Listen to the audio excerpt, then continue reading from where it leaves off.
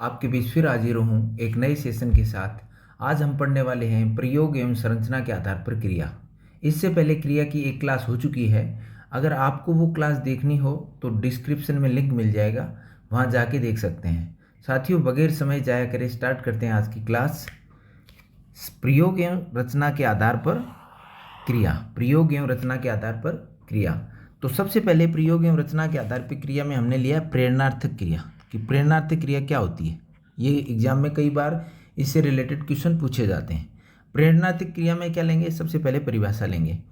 क्रिया का वह रूप जिससे कर्ता स्वयं कार्य न करके किसी दूसरे को कार्य करने के लिए प्रेरित करता है, उसे प्रेरणार्थक क्रिया कहते हैं। मतलब कर्ता यहाँ पे कार्य स्वयं ना करके किसी दूसरे से करवा रहा है, और जब कार्य स्वयं ना करके दूसरे से करवाएगा वो क्या कहलाएगी, प्रेरणार्थक क्रिया। अब इसकी पहचान कैसे हो, तो देखें पहचान। मूल क्रिया के साथ आपको क्या मिलेगा, या तो आना या वाना या वाया। किसमें, मूल क्रिया के अंत में। अब देखें कैसे, जैसे लिख धातु है, लिख में क्या जुड़ गया, वाना। ऐसे चल धातु है, क्या जुड़ गया, वाना। ऐसे लिख धातु है, क्या जुड़ गया, आना। इसमें ठहरना में ठहर प्लस आना। और ऐसे लिखवाया, लिख, लिख में क्या जुड़ गया, वाया। तो इस तरीके से अगर आपको मूल धातु है, मूल क्रिया है, उसके अंत में इस तरीके से आना, वाना, वाया ये जुड़े हुए मिल जाए तो पहचान हो जाएगी कि उसमें प्रेरणार्थक क्रिया है। एक उदाहरण लेके समझते हैं। उदाहरण देखिए, शिक्षक ने छात्रों से निबंध लिखवाया। तो यहाँ पे इस पे ध्यान दीजिए, लिखवाया। तो यहाँ पे लिखवाया आ गया, जो मैंने ऊपर बताया। ये देखिए यहाँ पे किससे जुड़ा है, वाया से। एक तो ये पहचान हो गई। दूसरा इसमें क्या है कि यहाँ पे ये भी ध्यान रखना है अपने को कि कर्ता कार्य खुद नहीं कर रहा, शिक्षक है वो कार्य स्वयं ना करके बच्चों से क्या करवा रहा है, निबंध लिखवा रहा है। ठीक है। जैसे मोहन ने नौकर से कपड़े धुलवाए, तो यहाँ पे मोहन कार्य स्वयं ना करके किसी दूसरे से करवा रहा है। तो इस तरीके के उदाहरण आपको देखने को प्रेरणार्थक क्रिया में मिलेंगे। अब दूसरी क्रिया इसमें कौन सी ली है, वो है पूर्वकालिक क्रिया। पूर्वकालिक क्रिया। अब पूर्वकालिक क्रिया किसे कहते हैं, जब किसी वाक्य में दो क्रियाएं प्रयुक्त हुई हो। कितनी क्रियाएं, दो क्रियाएं, तथा उनमें से एक क्रिया दूसरी क्रिया से पहले संपन्न हुई हो। एक क्रिया है वो दूसरी क्रिया से पहले संपन्न हुई हो, तो पहले संपन्न होने वाली क्रिया क्या कहलाएगी, पूर्वकालिक क्रिया कहलाती है। अब इसमें हुआ क्या कि एक साथ दो क्रिया होंगी, और दो क्रियाओं में क्या है कि जब पहली क्रिया, एक क्रिया दूसरी क्रिया से पहले संपन्न होगी, और जो पहले संपन्न होगी, पहले संपन्न होने वाली क्रिया क्या कहलाएगी, पूर्वकालिक। अब देखें, अब इसकी पहचान कैसे करें, तो वो देखें। मूल क्रिया है, मूल क्रिया में क्या करना है अपने को, कर जोड़ना है। क्या जोड़ना है, क्रिया के अंत में, मूल क्रिया के अंत में क्या जोड़ना है, कर या करके। कर या करके अगर आपको जुड़ा हुआ मिल जाए तो ये इसकी पहचान है। हम आसानी से पहचान सकते हैं कि इसमें पूर्वकालिक क्रिया है। अब इसके उदाहरण देखें। जैसे बालक पढ़कर सो गया, बालक कर आ गया यहाँ पे, देखिए बालक पढ़कर सो गया। तो पहले उसने क्या किया, पहले तो वो पढ़ा और उसके बाद फिर सोया है। तो पहले होने वाली क्रिया क्या कहलाएगी, क्या बताया, पूर्वकालिक क्रिया कहलाएगी। तो पढ़कर इसमें क्या है, पूर्वकालिक क्रिया है। उठकर बैठो, तो पहले क्या किया उसने, देखो कर लगा हुआ है, उठकर, है ना। तो उठ कर बैठो, तो पहले तो वो उठा और फिर बैठा। तो इसलिए बैठने से पहले उसने कौन सी क्रिया की, उठकर। तो ये क्रिया क्या हुई, पूर्वकालिक क्रिया हुई। अब देखें आगे का उदाहरण। शेर देखते ही, क्या है, शेर देखते ही वह बेहोश हो गया। तो पहले क्या किया, पहले कर्ता ने क्या किया, शेर को देखा, और शेर, एक क्रिया तो पहले हो गई, उसने क्या किया, शेर को देखा, और देखने के बाद क्या हुआ, वो बेहोश हो गया। तो पहले वाली क्रिया है। जरूरी नहीं है कि वहाँ पे कर या, ये उदाहरण इसलिए डाला है मैंने कि कई बार कर या करके नहीं मिलता, तो हमें पहचानने में ये देखना है कि पहचान कैसे हो। तो पहले क्रिया क्या हो रही है यहाँ पे, देखना, और उसके बाद बेहोश हुआ है। तो शेर के देखते ही क्या हो गया, बेहोश हो गया। आगे देखिए, अभी आगे लिया है इसमें संयुक्त क्रिया। संयुक्त क्रिया किसे कहते हैं, तो जो क्रिया दो क्रियाओं के योग से, एक से नहीं, दो क्रिया, इसमें भी दो क्रियाओं का योग है, से निर्मित होकर या बन करके एक ही क्रिया का काम करे।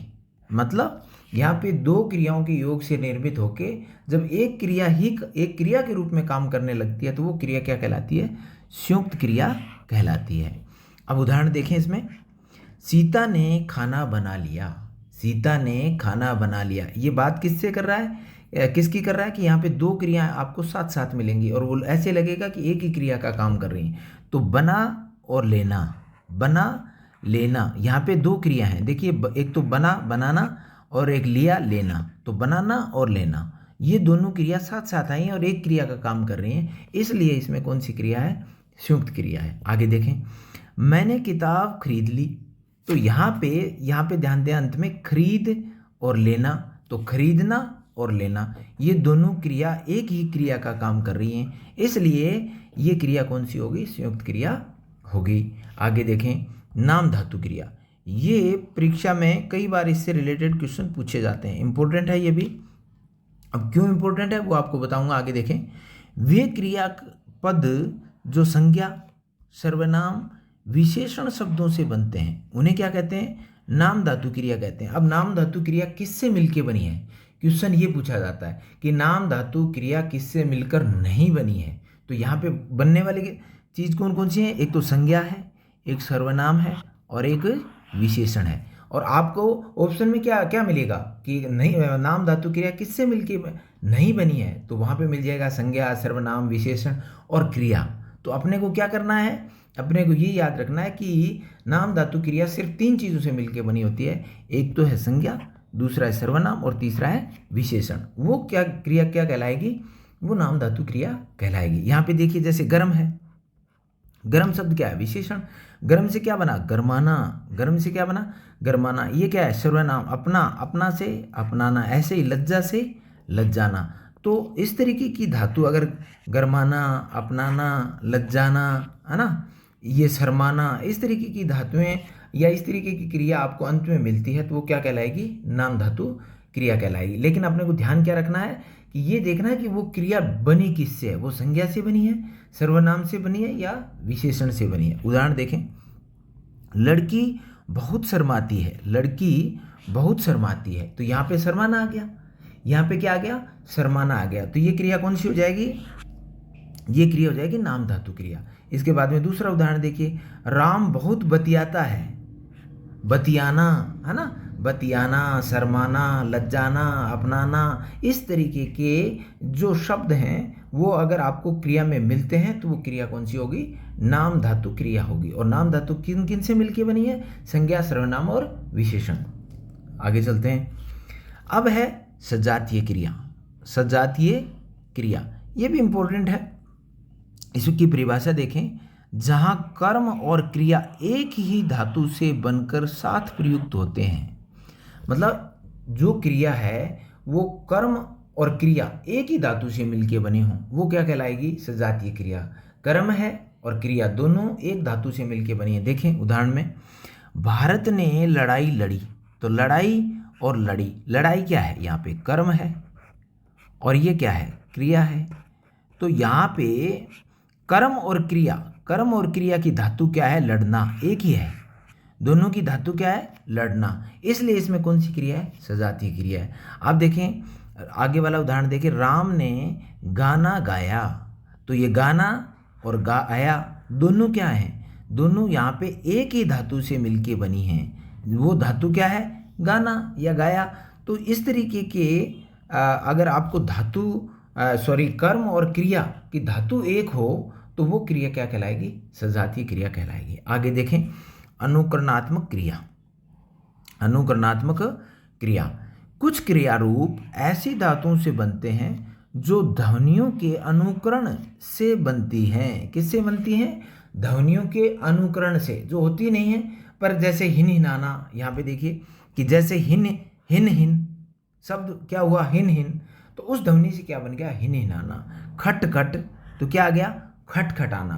बड़ बड़, बड़बड़ाना। तो इस तरीके से जो क्रिया बनती है उन ध्वनियों के कारण वो क्या कहलाएगी, अनुकरणात्मक क्रिया कहलाएगी। जैसे उदाहरण, घोड़ा हिन हिनाता है, घोड़ा हिन हिनाता है। तो यहाँ पे हिन हिनाता है, इसमें पूछ लिया आपसे कौन सी क्रिया है, तो इसमें क्रिया कौन सी हो जाएगी, अनुकरणात्मक क्रिया हो जाएगी। तो ये थी प्रयोग एवं रचना के आधार पर क्रिया। और इसमें कुछ और भी क्रिया बच गई हैं, इसमें कुछ और भी क्रिया बची हैं। वो क्रिया है सहायक क्रिया, और एक इसमें सहायक क्रिया बताया मैंने, और दूसरी जो इसमें क्रिया है वो सामान्य क्रिया। ठीक है, ये यहाँ पे होती है खत्म। आगे देखें काल के अनुसार क्रिया। काल के अनुसार अभी हमने पढ़ा प्रयोग एवं रचना के आधार पे या प्रयोग एवं संरचना के आधार पे क्रिया, और अब हम लेंगे काल के अनुसार क्रिया। तो काल के अनुसार क्रिया में पहले क्या लिया है, वर्तमान कालिक क्रिया। तो इसमें इसकी परिभाषा क्या है कि वर्तमान समय में कार्य होने का बोध होता हो वो क्या कहलाएगी, वर्तमान कालिक क्रिया। जो अभी वर्तमान समय में कार्य हो रहा हो, जैसे राम जयपुर जाता है तो ये कार्य क्या कर रहा है, अभी कर रहा है, वर्तमान में ही कर रहा है, तो ये क्या हो जाएगी, वर्तमान कालिक क्रिया कहलाएगी अगर काल के अनुसार पूछता है तो। दूसरा है भूतकालिक क्रिया, जिसके द्वारा बीते समय में कार्य के संपन्न होने का बोध होता है। मतलब ये भूतकाल की बात कर रहा है, बीते हुए समय में, है ना, जो कार्य संपन्न हो ऐसी क्रिया क्या कहलाएगी, भूतकालिक क्रिया कहलाएगी। उदाहरण देखें, राम पुस्तक पढ़ रहा था, तो ये भूतकाल की बात हो गई। तो इस तरीके के अगर वाक्य आपको मिलते हैं तो वो कौन सी क्रिया होगी, भूतकालिक क्रिया। किसके अनुसार, काल के अनुसार। अंतिम है वो है भविष्यकालिक क्रिया, जिसके द्वारा आने वाले समय में कार्य के संपन्न होने का बोध हो। आने वाले समय में, अभी नहीं, वर्तमान में भी नहीं, भूत में भी नहीं, आने वाले समय में ऐसी जो क्रिया है वो क्या कहलाएगी, भविष्यकालिक क्रिया कहलाएगी।